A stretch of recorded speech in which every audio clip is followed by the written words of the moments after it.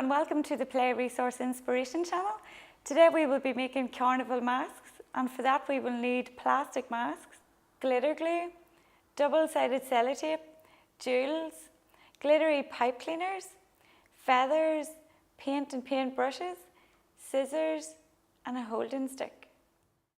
The first stage is to choose our paints. I have chosen a purple poster paint and just put plenty of that out, and then we're also going to use a metallic paint, so that is there, and we have got a flat coating on the mask so that the paint won't actually run off it. So just paint that on liberally. The poster paint will dry a lot quicker than the metallic paint, so you can just put the poster paint on first of all. So you might want to use a different brush for your next colour, which is the gold metallic.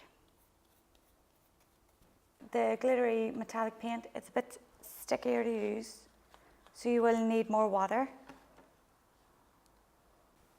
So that's more or less your first stage done of your mask. So this is my mask dry. I have chosen to use feathers and I'm using glittery pipe cleaners. Now the pipe cleaners are quite long, so I'm going to cut them in half, just using a pair of scissors. You can keep the pipe cleaners straight, or you can bend them, or you can put beads on the end of them. I'm going to cut the ends of the feathers so they don't stick in your eye.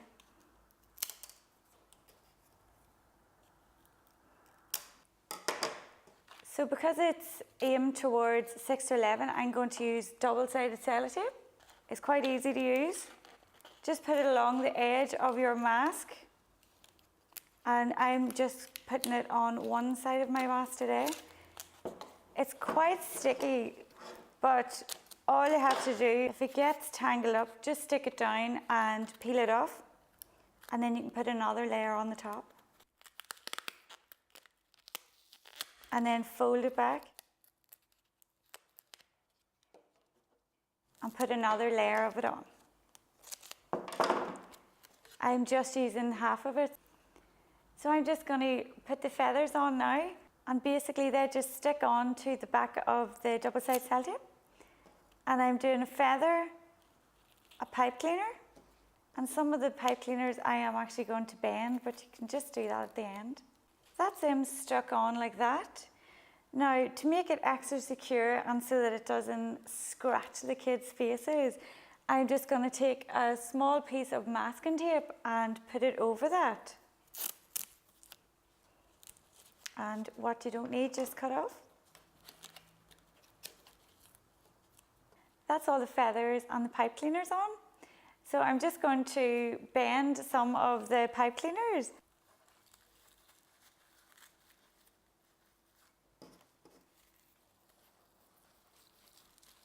So that's the next stage of the mask making, with your feathers and your pipe cleaners. The next stage to decorate my mask, I'm going to use jewels.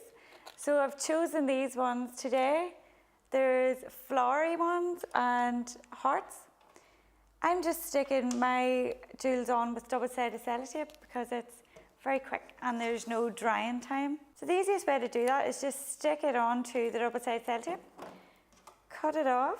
Doesn't have to be precise because it's see-through anyway. And once you peel it off, you can just fold it over and stick it onto the mask. You will need nails for this, can be a bit tricky.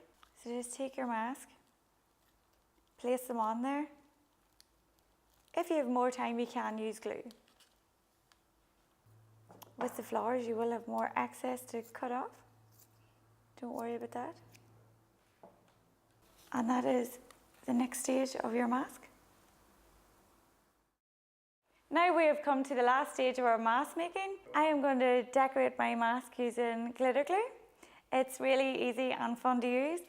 There's no right and wrong way, just have fun with it. So I'm also going to use all the girls' favourite pink. So now that you have your overlapping layers of paint, it's always a good idea to use this on top of it. So it separates it and makes it stand out more. So I'm just making this line thicker by going over it a couple of times. Don't worry if it gets in the feathers and all, because it just adds to it. So again, I'm just using another layer. Once this is all dry, it'll really come together. So that's my glitter glue. And just to finish it off, I'm going to add a couple more gems on this side here to balance it off.